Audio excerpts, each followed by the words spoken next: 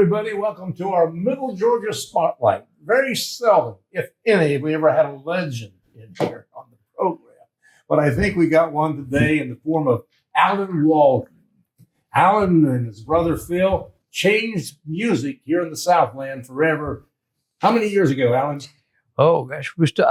I started in 1970. Okay. And Phil started in about 67. No, wait a minute, wrong. I'm thinking wrong. Phil started like in the late 60s. Well, anyway, it was in our lifetime that we saw these changes. Right. Glad to have you with us. Well, thank you. I appreciate being here. You recently authored a book about the history of your business and show business. That's right. It's a Southern man. Right. Southern man, which is what I am. I don't pretend to be anything else but a Southern man. And I'm very proud of being a Southern man. Well, there aren't any recipes in here, so what did you talk about in this book? I talk about everything except the dirty stuff. Everybody says, wait, man, you didn't leave it. You took out all the exciting scenes. I said, hey, I'm sorry, I was more about music than their love lives. Well, you know, dirty stuff, payola could be considered somewhat that. And that was the first chapter I wanted to read about.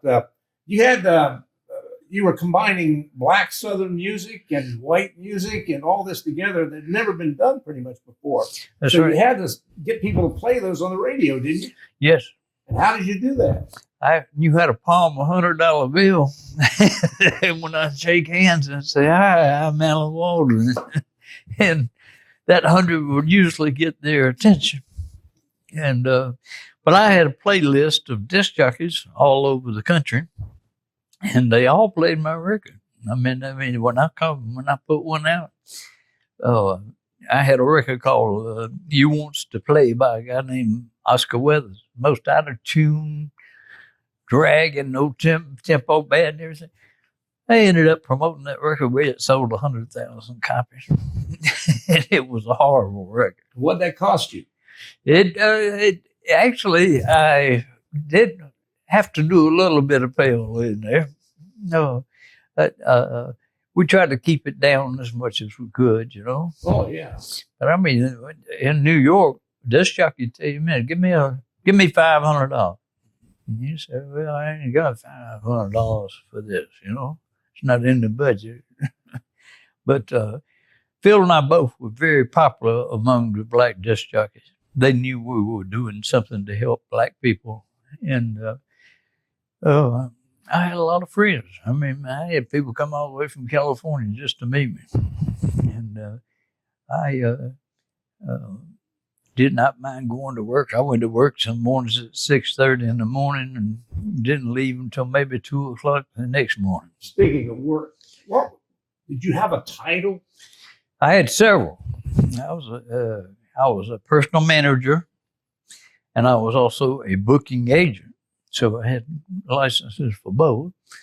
And I was a publisher, music publisher, and made a lot of money. I never asked your late brother, Phil, but did either one of you play a guitar or blow a horn or anything like that? No musical instrument. And yet, you made a lot of money in that business. Oh, listen. The music business. I had the best feeling for picking hit singles that Phil and I both were great at it. I mean, we knew when we had a hit record, and we knew how to push them. We go to the disc jockeys, and I had mailer lists. I had one drawer that nobody goes into but me, and that was the payola drawer, you know. But the black disc jockeys accepted us, and that made us very, very popular with the black promoters as well as the DJs. You had to be interested in music somewhere along the line as a youngster. Was there music in your household as you were growing up on the end of the road up here? Wop, bop, loo, bop, a lang, bang, boom, tutti frutti, oh, wordy. That was my first rock and roll record that I heard. And Little Richard and I were good friends. And he tickled me to death. I mean, he was always funny. He was a mess, wasn't he? He was, and he loved the Waldens. I mean, he loved filling me both and my daddy. I mean, he was just, he was a good guy for us. Well, you mentioned Tutti Frutti. My first remembrance of a black record up in Ohio now. Keep a knocking. Keep a knocking, but you can't come in. Come back tomorrow night. Try again. Well, over the years, what was your greatest achievement, you think, the artist that you really... Having number one in the country, knowing that you are number one that week, I loved it. I had 3 of those. And I just love the whole excitement of it. I mean, going out on the road, musicians would tell me, come out there, you don't have to work, drink all you want, get drunk, do whatever you want to do. And I'd go out and have fun with them on the road, you know. And but I took care of business too. I always made sure my acts were working. Talk about being on the road in the South back in the old days. Mm-hmm. It was a little rough sometimes when you were traveling in mixed company. Yep. I had an incident in Barnesville, Georgia, where just up the road. Right. Well, they pulled over Rogers Redding, and he didn't have his driver's license had expired one day. Okay, and they arrested him and put him in jail in Barnesville. Well, since I was the only white guy in the group, the band elected for me to go in and get him. Well, it just so happened to be one of those nights where I had celebrated quite a bit. and I probably would have been better off letting one of the other musicians go in and get him out. But I went in there, and buddy, they gave me a bunch of hell. I mean, it was like bad news. Put a squad car in front of me and one behind me. Led me to the city limits, 28 miles an hour, waiting for me to make a break for it. And I went back later on, and they gave me the key to the city. That's several years later now. Yeah, several years later, like 15 maybe, you know, maybe even 20. Those were the bad old days in some ways, weren't they? Yeah, they were. You know, there were times I had to hide down in the floorboards of the car, you know, and you just didn't ride through Alabama or Mississippi in those days out in plain view where somebody could throw rocks at you or whatever. And they would in those days if they saw white and black together. I've got stacks of pictures, so many pictures. I didn't know what to do. I'm just going to show Alan some of these, and you can just tell us roughly what we got here, Alan. Well, this is the complete staff of Walden Artists and Promotion. And those are all, we were all in the booking agency on this group here. Where was this? Over on Cotton Avenue? Cotton Avenue, 535 Cotton Avenue. How did you find that place? Did you just happen to stumble by it or what? We came by there. There used to be a Jewish delicatessen up there. And Phil and I loved to go up there and get sandwiches. And we saw this building that was empty. It was an old chicken house. They raised chickens in the basement and killed them and brought them upstairs and sold them out the door. Over there on Cotton Avenue? On Cotton Avenue. And we bought that building. I actually swept chicken heads out onto the street. And but we had initially just one floor, and then we added so many people we had to do a basement floor too. Yeah, what we got here, Alan? This is Sam Moore of Sam and Dave. My. And Sam Sam is still alive. Oh, yeah. And he can still sing. On That's TV. Yeah. He's the most unusual, one of the longest lasting singers I had. Yeah, he's still a legend. Sounds good too.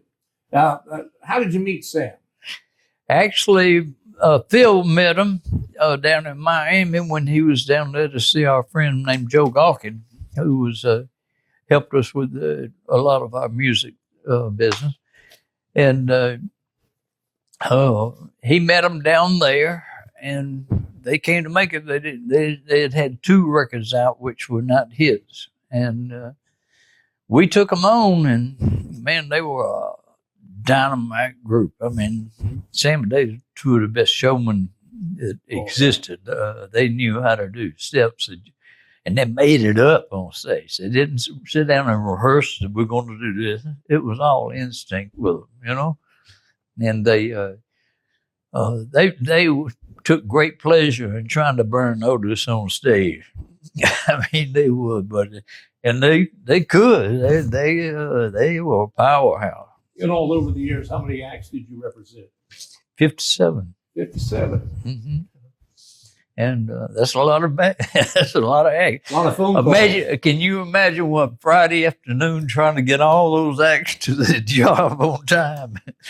I mean, you know what? I was the first agent that insisted that if they were late, not only did the promoter cut them, but I'd give them a fine for being late myself. I just wouldn't tolerate it. I said, hey, you're going to work for me. You're going to be there on time. I don't want any dates missed. And but I had great relationships with my artists. I mean, all of them, all the way down from Slim Marpo to Oscar Mack out of Macon, Georgia. You have the pressure from both ends. The people you're trying to get on the book, your folks, and the folks you're booking. Yep. And after a while, you probably couldn't have as much control over them as you had in the beginning. Well, you didn't. I mean, you knew how long will it be before this goes to the head. You know, it did not go to Otis's head. Otis was just a wonderful human being. I mean, he didn't miss his dates. He wasn't late on his dates. He wasn't dirty dressed or anything. He's always a totally professional entertainer. And he was a showman, too. Oh, yeah. Ahead of his time. Yeah. And imagine, I mean, him going to London and he just knocked Elvis out of the #1 position in London for after Elvis had held it 12 years. Yeah. Yeah, I found this shot in this pile here. This is a good collage of Otis and was done, I want to say Paul Acree. All those are most of Paul Acree photos. Yeah, yeah. And he was the Macon guy. Yeah. The Otis Redding, how many years did you all work together before he passed away? I started in 62 and he died in 67. That's 5 good years, though, wasn't it? Yep. And he was on the verge of he was just, Dr. Bay was going to put him #1 all over the world. Yeah. I mean, that's Denise LaSalle, who had a record called Trapped by a Thing Called Love, and she had a couple other hits, but that's Willie Mitchell in the picture there, the producer. It produced Al Green and Denise and a lot of great artists. One of 57. Yep. What's this crowd? That's my Lynyrd Skynyrd group. That's the group that came into Macon, and they got turned down by 9 different record companies. And I don't mean turned down politely, turned down with. By Lynyrd Skynyrd. Right. They were the tough band. This band here could stomp, stomp, stomp. And they got, like I said, they got turned down by 9 different record companies, but they stayed together. And I kept pushing them and pushing them and pushing them. And then we ended up having go platinum everywhere. Were you with them when they had the plane crash? I had, the band and I had split before the plane crash. Thank God that I was not on the plane. You could have been if you were still with them. Very much could have been on Otis's plane. That's right. You know, I was grounded with blocked sinuses with Otis. And we flying in the plane in pressurized cabin. We were flying so high the pressure was too much for me. When they started bringing me down, I had blocked sinuses. It felt like somebody nailed a nail right in my forehead. And it took me back up, and I was grounded. They told me not to fly for a year. And lo and behold, it was during that time that Otis got killed. Oh, my goodness. Oh, I would have been on that plane with him, you know.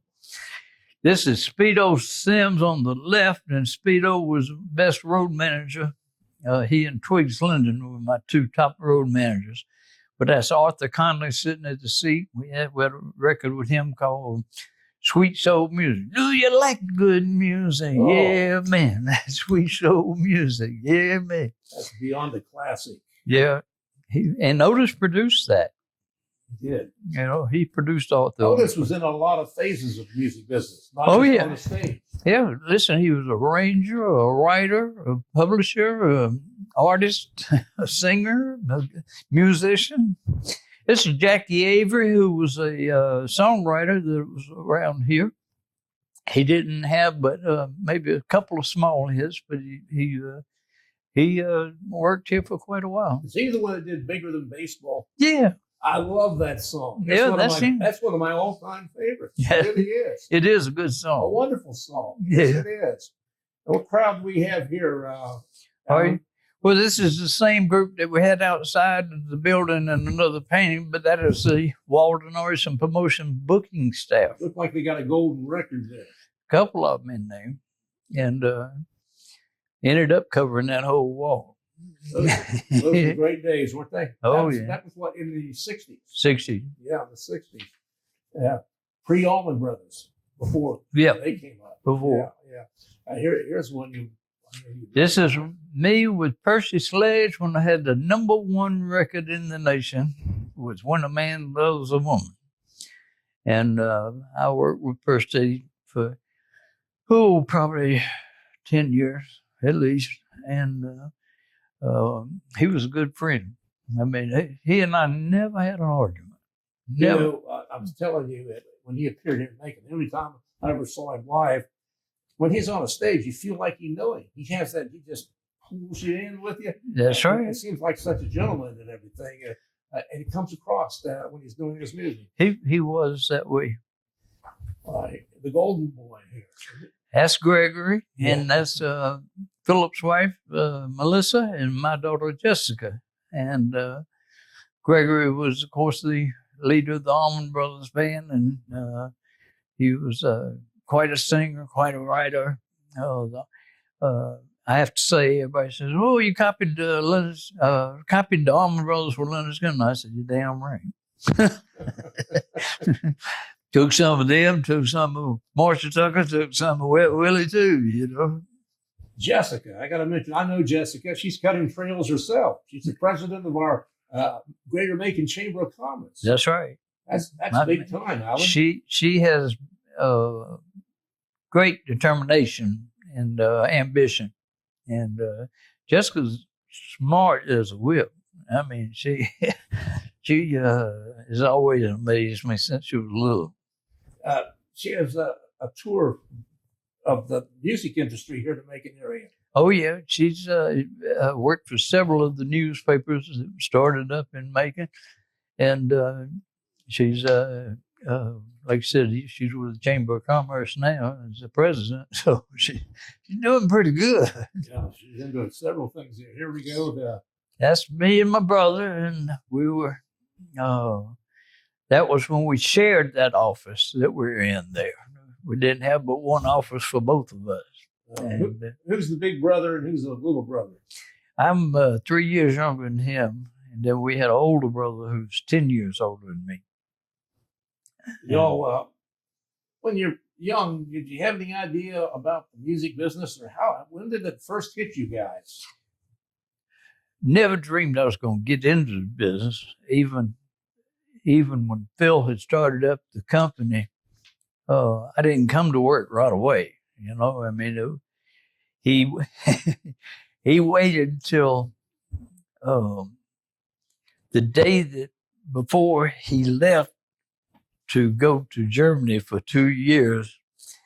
I had 12 hours training, and I inherited the whole booking agency and all the acts. And I didn't have 50-something artists, and I had like maybe 15. But man, for a guy that stepping into the music business, 15 artists is a lot of artists. And the main thing was I could keep them working. I didn't my dates were good. I made sure the promoters paid them. If promoters didn't pay somebody, they didn't get any mortality from us. Back in those days, what kind of places did you book? Oh, everything from dirt floor clubs to the classiest ones, all the way to the Apollo, all the way to the Carnegie Hall, and it was an interesting job. Imagine you ran into your share of characters on the other end, didn't you?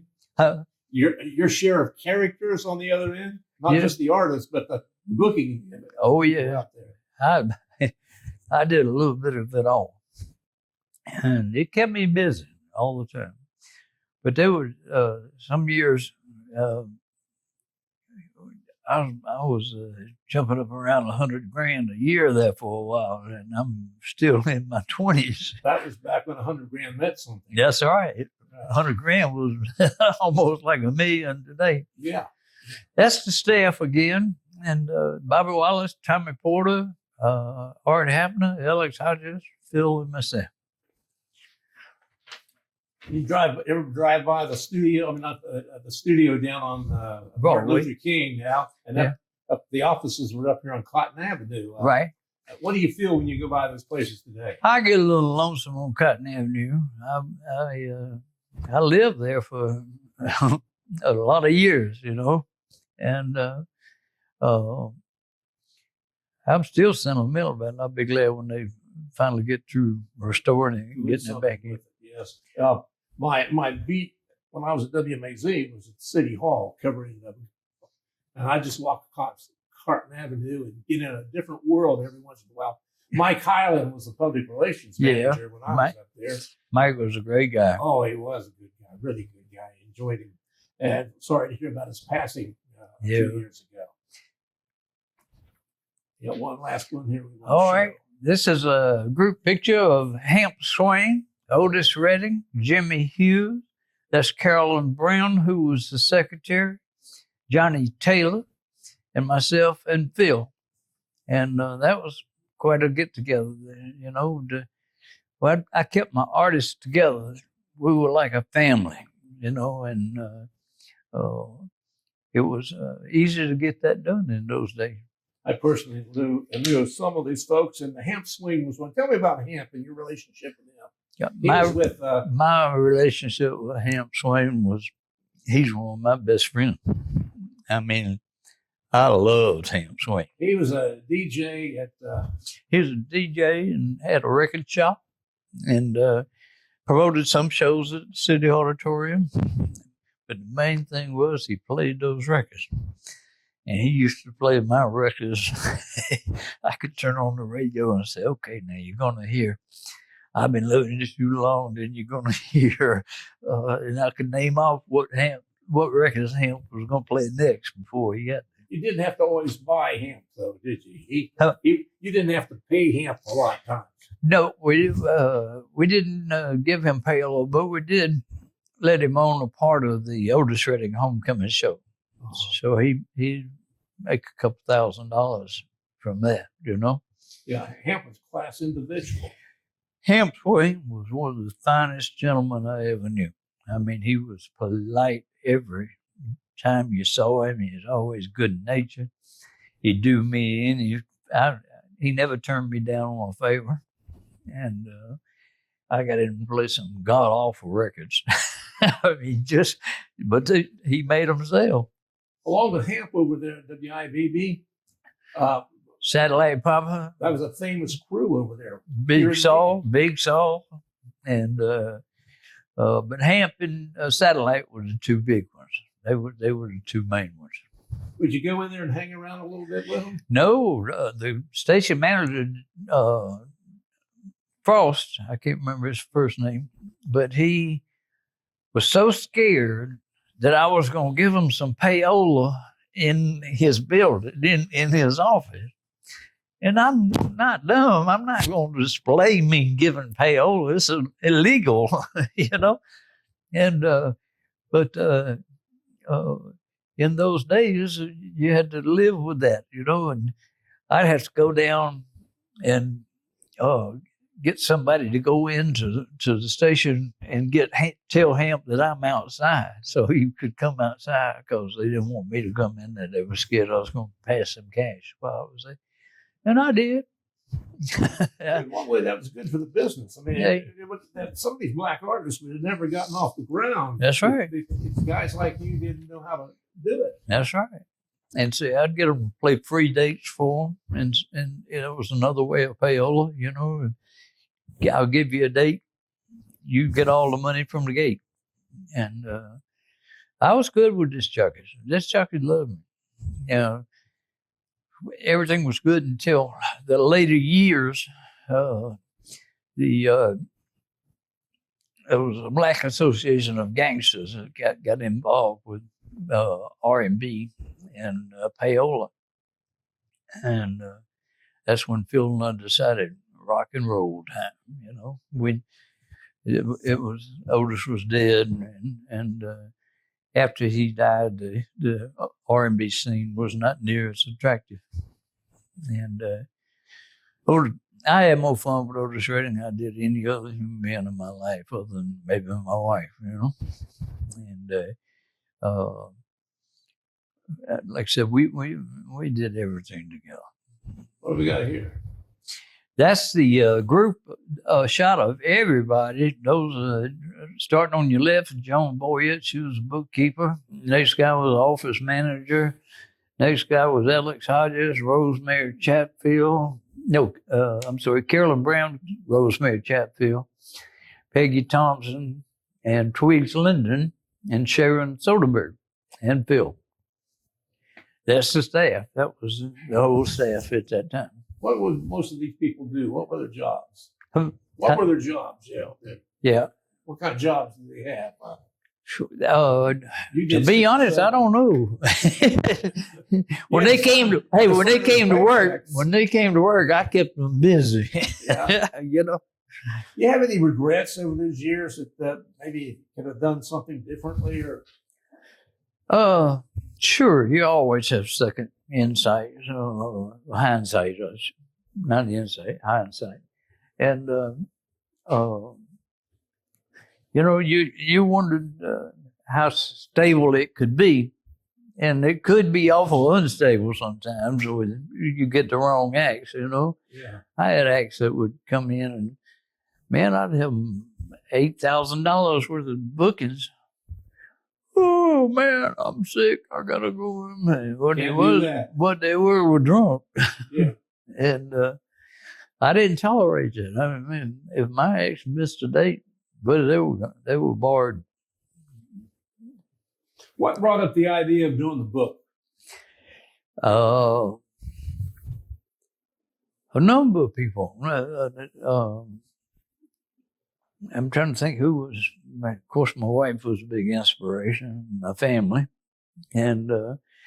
but I've had a lot of good reaction out of the whole black market, DJs and promoters both, and it wasn't a smash hit like I wanted, but it still a good representation of music. Oh, it's a historical document. I mean, and this is no big print picture book either. This is a lot of writing in here. Oh yeah, a lot of history. Right.